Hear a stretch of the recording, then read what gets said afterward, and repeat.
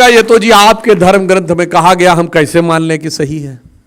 तो मैं कहना चाहता हूं कि उपनिषदों का ट्रांसलेशन जर्मन भाषा में करने वाला, यानी किसी भी यूरोपियन लैंग्वेज में करने वाला पहला व्यक्ति था आर्थर शोपेनहावर। उसने लिखा है, कोई भी जाके आर्थर शोपेनहावर के डिटेल्स पढ़े, आंखें खुल जाएंगी।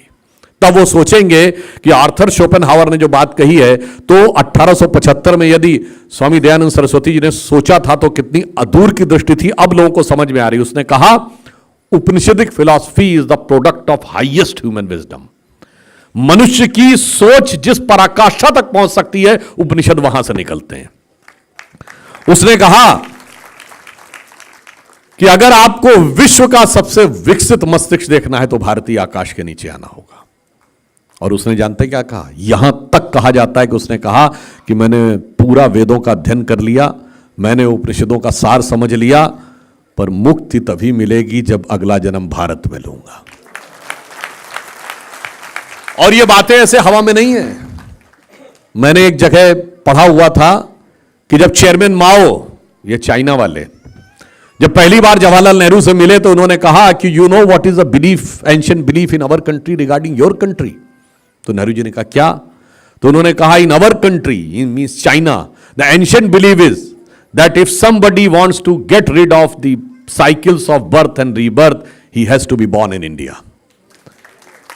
और यही बात कंबोडिया के उस समय के जो राष्ट्रपति थे नरोत्तम सिंघानुक, वैसे नरोदम सिंघानुक उनको कहते थे, अगर देखें तो ये संस्कृत के नरोत्तम सिंह नक से निकला था।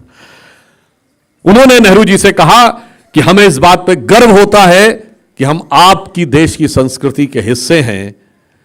और इतना ही नहीं, इंडोनेशिया के पहले राष्ट्रपति अहमद सुकर्णो जब भारत आए थे और उस समय प्रथम जो नॉन अलाइंस समिट हुई, और जब उनको